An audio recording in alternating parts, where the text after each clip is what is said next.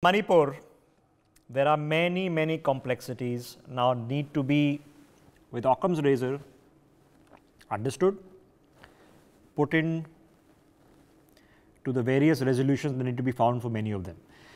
Now, at the same time, there is an inquiry which the CBI is conducting regarding the assault that has happened.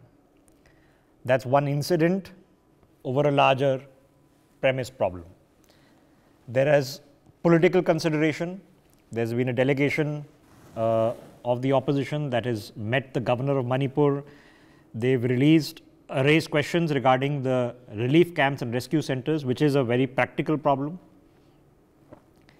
Then there is the problem of infiltration, illegal immigration from Myanmar, and the biometric data capturing which is beginning there, border fencing, which is not a short-term solution. Then behind all of this, there is the yet larger question of what we do with our identification of tribal laws, whether they are efficacious, whether aspiring to get a particular scheduled tribe status is effective in terms of real life and real governance. And then there is the brass tacks of out-and-out politics which is happening in New Delhi in Parliament over this entire matter. So now let's try to put our ducks in a row. We'll discuss the politics separately. Let's look at the pragmatic measures that need to get addressed first, one by one. Major General Shashi Asana joining us in the broadcast. Major General Sudhakar ji is with us also. B.L. Vora, former Additional Home Secretary there from Manipur, joining us on the broadcast as well. Professor Madhav Nalapat, Editorial Director of the Sunday Guardian, with us as well. Mr. Vora, let me begin with you quickly. Now, in terms of the policing that is now required, correct, of identifying the miscreants, the arsonists, the troublemakers, aside from the issues being faced by civil society, what measures that you are seeing to be taken and what measures are still required, sir? As far as the police is concerned, on all these parameters, a lot of work has to be done by the police. Unfortunately, it has not been done. I know that about the police because I have done Rishabh 3 tenures there as a DIG starting from 1980, then I was IG, then I was Home Secretary in the rank of DG also. Now, police, honestly, if you ask me there, is today in shambles. And there's a divide in the middle between the officers, cookies, and Maitri officers. And they have not done their job as one common group which they should have done. I mean, it's of course not everyone, but many of them can be accused of this kind of a thing. So I think that about, say, illegal immigrants, which is a root cause, because that led to a lot of poppy cultivation, and cookies were defending both the illegal immigrants and the poppy cultivation because they are from their, kith and kin, the Chin, coming from Chin estate. Police, if it had done its work earlier, things would have been better. And now they are not, honestly, if you ask me, in much a better position than to do it. So I think it's better to involve the outside forces with local help. They will do a better job. But difficulty is the border itself. It's a 1,700 kilometers border with Myanmar. About 400 is with Manipur and same length with Mizoram. These are the two problem states on this issue because people in both these states are ethnically close to the people from Chin's estate on the other side. That's why, a large number have taken shelter in Mizoram and a large number here. And here in Manipur, they were given shelter by cookies. They were made to set up, stay in new villages that were erected and poppy cultivation was encouraged. And that's why they hit back. That was one of the reasons. But talking of the measures, surely if now the government is taking step, it can be done. But my recommendation will be that those officers who have been partial should be shifted out an impartial neutral officer should be posted from outside, and this work should not be delayed any further. Okay. Strengthening the border, you have been saying it has been pending for decades. It Okay, so let hasn't me been pick up the done. thought in just a second, sir. On the specific issue of now launching biometric identification, Correct. how quickly can this be rolled out, sir? This is a looks like a multi-week, multi-month exercise. I don't think it's going to be done in a few days. So it had started, Rishabh, already actually. The Chief Minister himself, I have seen him in a television interview. This had started earlier also. They have already done some work on this. And they have already identified many of them. And further work can carry on. And now the people have been trained there by the NCRB. So it can be done. And if it takes a little time, the result of doing it will be many will run away back. Frankly, they'll go back across the border, which serves us well. Okay, all right. Professor Nalapat, if one of the issues here is illegal immigration, but coming in from Myanmar, identifying the migrants, what does that achieve, sir? Because once we identify them, the question, of course, remains is what happens with them? Look, Rishabh, we are talking about a 398-kilometer border between Manipur and Myanmar. It is, in fact, and if you study a situation and look at the objective reality rather than the subjective situation, it is in a large part of that border de facto is an India-China border. The Chinese have got a very big say in this Chin insurgency, in several insurgent groups, in several of the ethnic groups that are active there. And in many parts of that territory, the writ of the Myanmar administration, including the army, does not run. The writ of another administration and another army that frankly gives a lot of help and shelter to a large number of people, including further north, that runs. So whether there should have been fencing, absolutely. As far as the biometric identification is concerned, absolutely. There's no question about it.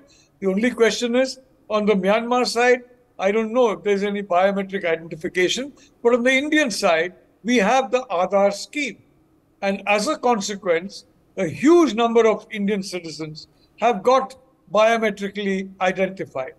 From that point of view, I'd like to say, from day one, we needed to be very serious about this because, I repeat, it is an India-China border and not an India-Myanmar border in effect. Secondly, there is, it's as though people expect the Chinese to come with PLA uniform and coming openly and saying, we are doing this, we are doing that. Clandestine operations, covert operations are precisely that. They're not going to make themselves obvious. And at that time itself, some of us had warned when we were talking about an influx of people from Myanmar. Please be careful, because we don't know how many of them are being sent deliberately to create problems in India. Yes. I mean, I've been saying this, remember when we discussed Manipur in May, I said very clearly that, look, there could be an external factor behind this. And very frankly, people disregarded that. Because our way of thinking is, we think within our box of experience and we think within our box of what is available for us to see. The whole problem is that today we are facing a geopolitical situation that has been beyond previous experience. Yeah. Given the fact of Cold War 2.0, given in the Prime Minister Modi's very warm relationship with the United States in particular, given the unease that India is causing China as a consequence of being a potential production center, and given the immense Chinese influence in these border areas among certain communities, well, I'm very glad we have got active now. And I think we ought to have been active maybe 40 years ago. All right. So we've been discussing this issue for some time, because it is abnormal for large amounts of arms and ammunition, for normal citizens to be, making Molotov cocktails. It's certainly, anybody watching the broadcast is, probably doesn't know how to make a Molotov cocktail. So something is suspiciously up. Now, we have not come out and stated if we have intelligence suspicion so far publicly, but what has happened is that regardless of the genesis which you can be suspicious of, a crisis has been created. General Sudhakar, so here we are, sir. Okay. In the present context, we have to chip away every day. I have tried to describe the various complexities of the matter. So let me come down to the issue of the relief camps. Now, obviously, in areas where security cannot be guaranteed because too many attacks of arson and violence have taken place, to gather people in a point where the security can be guaranteed by the forces is important. But then those people become dependent on state aid. They have an impact to their livelihood. No matter what you do, a relief camp is going to be a temporary establishment where your conditions in terms of how you're going to live get affected. What do we do? How long can we run these relief camps? Rishabh, good evening. Thank you for getting me to your show. Compliments to the co-panelists and the viewers. Just quick response before I respond to your question. Again, I'm showing the same book, The Great Game East, through your camera, and he is the author. It's a great monumental document. It's worth reading. It opens up our perspective about what is happening in Myanmar and Manipur. It's not an incident in isolation. I would like to highlight this time and again. And right from day one, Rishabh, I have been in touch with you that this is much more than it meets the eyes. So therefore, coming straight to the question, let me quickly reflect upon the answer. Thereafter, if you allow me, if time permits, or if there is a second round, I would like to actually give some more issues from my side. Coming to the settlements or the relief camp. Rishabh, this is not going to be a quick fix solution. It is going to be a long drawn affair. There is a Chinese hand, I can say with conviction. I'm sorry, I'm a retired man. I don't have evidence except for the open media sources. I'm more than convinced. Unfortunately, I tend to agree with Professor Nalapat. Whenever any incident that takes place in India, culturally speaking, we go right up to the root of that problem. We don't see what is happening around. There is a requirement to extend our horizon of thought process, join the dots, get the larger picture. Only then we have a better understanding and the perspective. So in the instant case, as regards the settlement camps, we first and foremost is that we need to segregate the groups, which has happened to the best of my knowledge and understanding. Yes. Number two, there are settlement camps which have taken place. Somebody in the morning called up one of my old friends. He counted 26. Somebody was saying 36.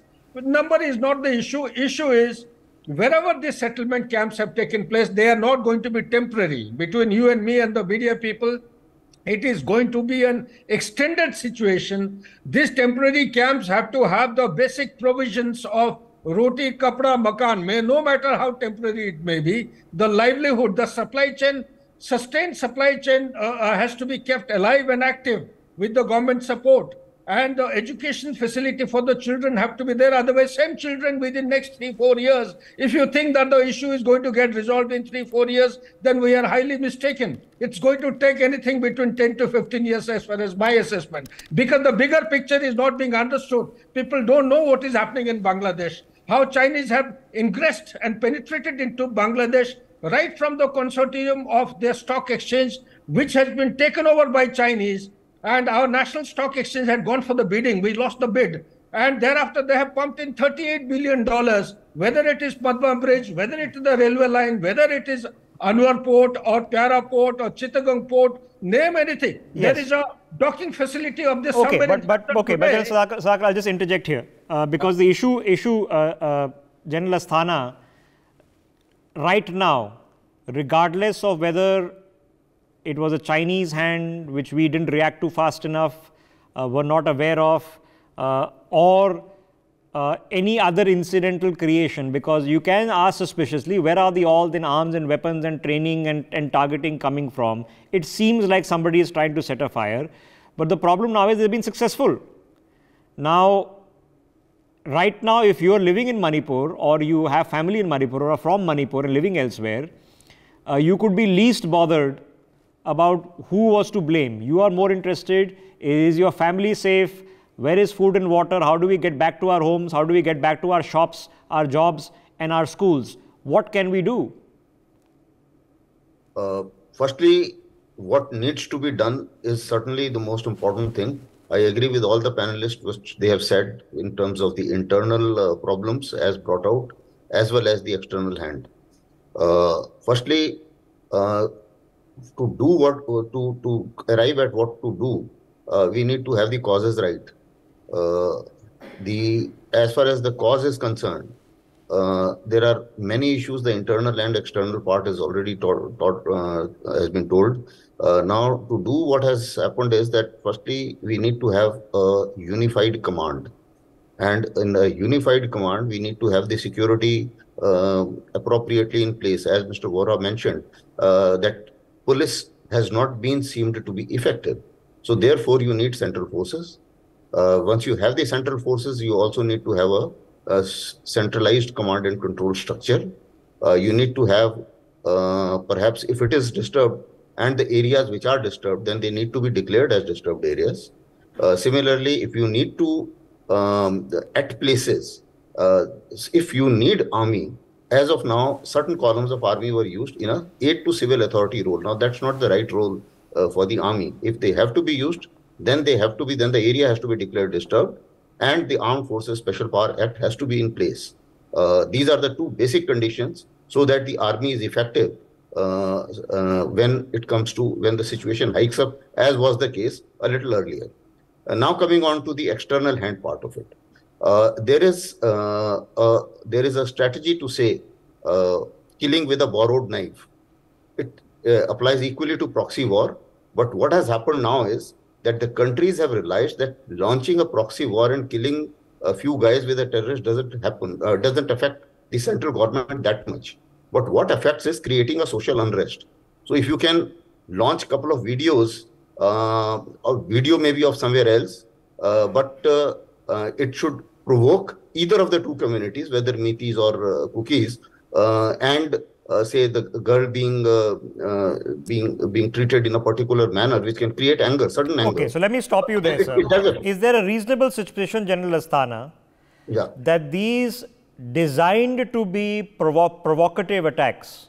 Yes, certainly. Yeah, these were designed, and the videos taken and released at a particular time, specifically designed. So somebody has thought this through, that this is the most provocative thing you can do. You need to videograph it and then hold the video and release it, because this will then anger the community. There will be reprisals. Then this side will do further reprisals, and the thing will quickly go out of control. So this, you think, is designed and not incidental? Yes, certainly, because this is the new instrument of war.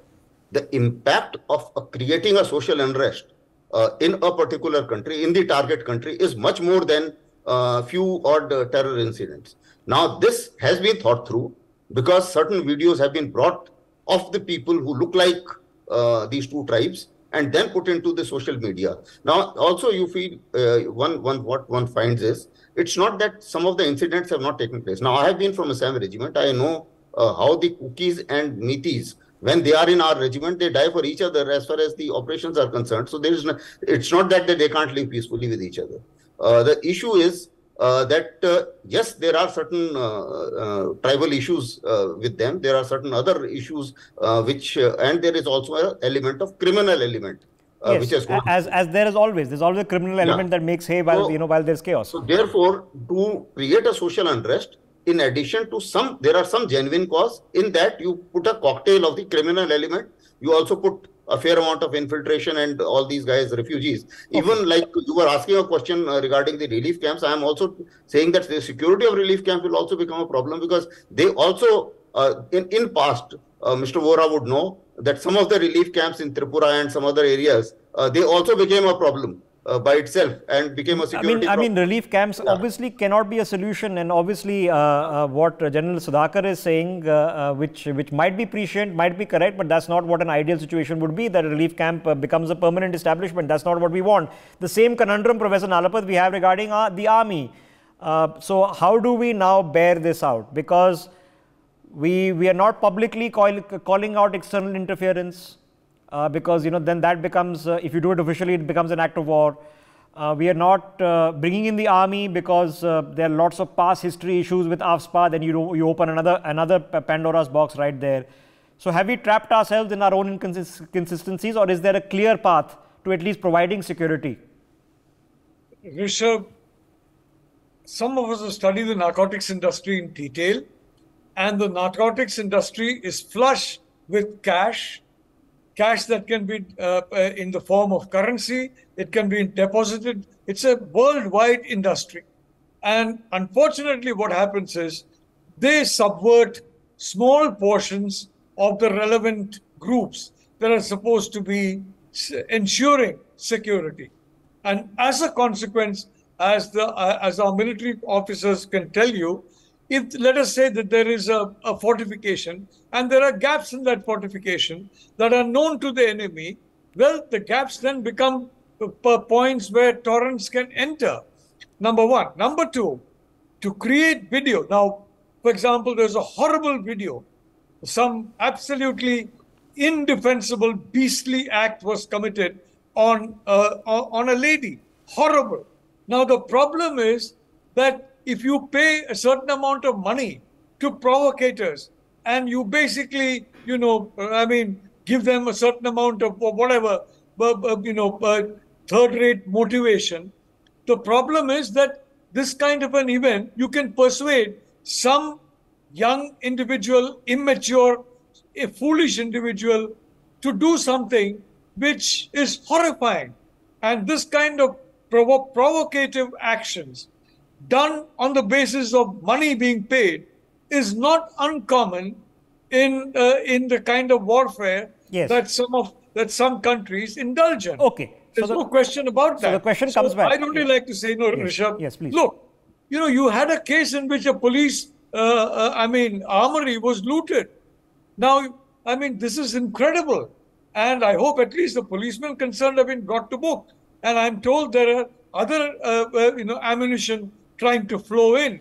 So no, but it's not as simple as that, because the reason I'm saying too, Mr. Vora, for somebody to loot a police armory, you have to know where it is. I don't know where the police armory in Delhi is, so I have to know where it is. Okay, you say less populated area, so there is more local knowledge. Fine. Then you have to know what weapons are stored. Once you steal the weapons, you have to know how to use them. If you were to hand me an AK-47, I wouldn't know what to do with it. If you were to hand me a rocket launcher, I wouldn't know what to do with it. So there has to be knowledge and training of what is where. There has to be an intelligence operation. But again, it boils down to a local question, regardless of what started it, who started it, why it started, how do we end it? What do we tell the people of Manipur that by so and so date, these measures will be taken, which will allow you to go back home? First, there is a unified command under Kuldeep Singh, who's an advisor there to the Chief Minister. He was earlier DGCRP.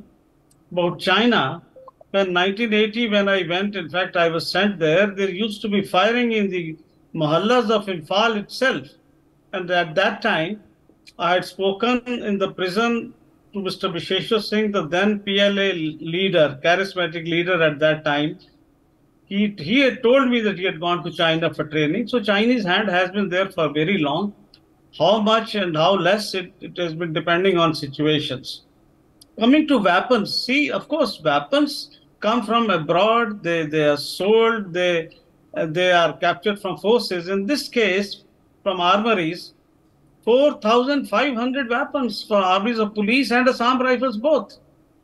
And the allegations are that many weapons were handed over by these people. Now, to answer your question, where armies are, it's a very small place actually. If you go to that place, it's a very small place, and it's not difficult to know because their own kith and kin are serving there. But let me come to the use of, you raise a very important issue. Manipuris, these people, Meiteis, they've been used to violence for very long. Earlier, there used to be always wars. That is why we have women market there, because men were always at war. So later on, Naga insurgency came in, Meitei insurgency was there, cookies have just recently started. But the new dimension is that between the communities there was never any animosity, which is a new thing altogether. But if you look at it, it is not even anti-Christian, because Nagas are also Christians. So Meiteis and Nagas, they are okay with each other. That's why in Nagaland also nothing has happened. Social media, yes, what General Asthana said. Now the two ladies, that horrible video which we are talking of, we have seen and heard. See, it was as a consequence of another video, allegedly of a Meitei woman who had been murdered by the cookies, which was not true. She was an outsider. And her body was in a gunny bag. But the message sent was, well, it was a Meitei woman who was killed by cookies, and that's why the retaliation. As far as drugs are concerned, see, More is the place there, it's a part of the Golden Triangle. It has been there for decades. And money bags, as Professor Nalpat Wright said, there are national, international ramifications. There are drug lords. That's why poppy cultivation and all that. And it's a route to coming to India, to Asia.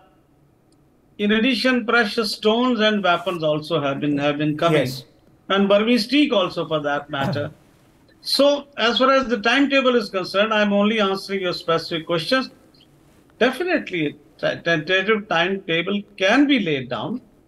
Relief camps, I think, of Meiteis are in the Meitei areas generally, and cookies in the cookies areas. They will be safe. But there are insurgent groups of Meitei cookies with whom they had suspension of operation agreement the Government of India had. They had agreed to abide by it, but they have not done that. They have not abided by that. I'm sure some action will be taken. But good news for the past week is a lot of talks are taking place. I'm sure things will look up within a month's time. Okay, yeah. So again, I'll leave it with these two thoughts, General Sudhakar and General Asthana. General Asthana, you first. Now, okay, it's incidental problems, existing problems, border problems, geopolitical problems. But what do we tell if you are not involved in any of this in Manipur, of the 30-odd lakh population there? If you're Manipuri and you're in other parts of the country and looking at what's happening home and you're worried about your children, your family, your parents, your brothers and sisters, what do we tell the people of Manipur? That we have understood the problem, this is what we're doing to solve it, and we are hopeful that these measures will at least let normalcy return. Talking to their leaders, talking to even people, talking to their intelligentsia of both the communities, I think is first basic requirement. Having got that, some assurance in terms of a better security grid is also important. Certain very strong actions against the culprits, the criminal element, that needs to be horrified, or that needs to be deterred. Now, that has not happened in that manner because since quite some time, like even the delays of the actions, they speak for themselves, which cannot be defended. So I think on that front also some heads must roll. It's not that no action will be taken. Similarly, as far as I don't know the political connotation and the political compulsions, but then the fact is, this much I can certainly say, that any leader who belongs to one of the community which has a problem, who are party to the problem, or I think he will find it quite difficult to prove himself that he is neutral and he is looking after both the communities simultaneously. So I think some serious thought will have to be there on that. All right, General Sudhakar, same thought to you, because it's poor comfort. It's okay for us to be analyzing this. It's a different situation to do the computation that if you bring the army, then there'll be, right now it is community versus community, then it will become insurgents versus the state, which was the original problem decades ago, and it becomes worse rather than getting better. That's poor assurance to the people who, most of them, just want to go back to their jobs and businesses and dhandas and schools and colleges and get on with life. What can we offer them? Excellent. Rishabh, very quick points from my side. Firstly, divide the problem into short-term, mid-term, long-term. This is my understanding. When I talk about short term, you will have a political component, you will have an economic component, you will have a socio-economic component, you will have an external affairs component. Start with the external affairs, draw the red line with the military junta, Tamdo. Tamdo is what? Tamdo is the other name of Maitai. I'm sure Mr. Bora will bear me out. And the Tamdo today is carrying out indiscriminate offensive actions against the pro-democratic parties. Pro-democratic party in Myanmar today comprises of 26 groups of Kuki and Zomis. So we'll not go further into. There are two red lines as per me. One is from where the weapons are flowing in, that is Ruli in Yunnan province. We need to prevail upon the military junta, tell them to support us, keep an eye on the source, no flow of illegal weapons coming from that side. Number two, the offensive operations which are taking place on the pro-democratic forces, whether it is Kukis or otherwise, Tomdo has to be taken onto our side, no attacks against them. Number three, the counter-infiltration mode of deployment of troops along the Myanmar border. I'm not talking about 398 kilometers. I'm talking 1,642 kilometers, complete stretch. Majorly it is Mizoram. It has to be effectively sealed. When I say sealed, you cannot have one man at one foot and seal it. No, there has to be a fencing, there has to be a surveillance method, there has to be a domination method, and the military people know it the best. Next, we need to change the existing system of people migrating from each other's side. There has to be a visa method, people coming in and going out. Some accountability by the foreign division has to be ensured. Now you come to the internal side. In the internal, the situation has to be revised by revisiting the SOO, Suspension of Order. Suspension of Order is a document which was formalized way back in 2008. There is a caveat. There is one caveat in that which says that military cannot undertake any operations in this area which is based on the agreement that was reached. Why military cannot reach into this? Because we are not part of the Armed Forces Special Power Act there. Therefore, there is a requirement of partially revoking some portions so that military can carry out co-jointly with other CAPF successful operations. Last but not the least, one more point, please. There is one thing very alarming which is taking place. Our viewers must be told and made to understand that China, with the help of military junta in Myanmar, has started practicing encroachment of the territory. The IB along India has started shifting towards the west, that is India's side, by excavating or harvesting rare earth element and other activities. That we should be very mindful of. Okay, so now, of course, then the larger computations is the Chinese want to create a crisis. Why? Because they tried, can't really do much in Jammu and Kashmir, tried in Punjab, didn't succeed there, so you create one elsewhere. You want the fortification of the border to go up because that means more frontline deployment when we have heavy frontline deployment already in Jammu and Kashmir and, as you know, in Ladakh and other areas, including in Arunachal and elsewhere. So there's a larger game going on. But like I said, all of this is poor comfort to the person on the ground who just wants to go back home. And that requires a whole lot of more alacritous action. Alacritous means all of this needs to get done. Of course, it needs to get done faster. For more such videos, subscribe to the NewsX YouTube channel, hit the bell icon.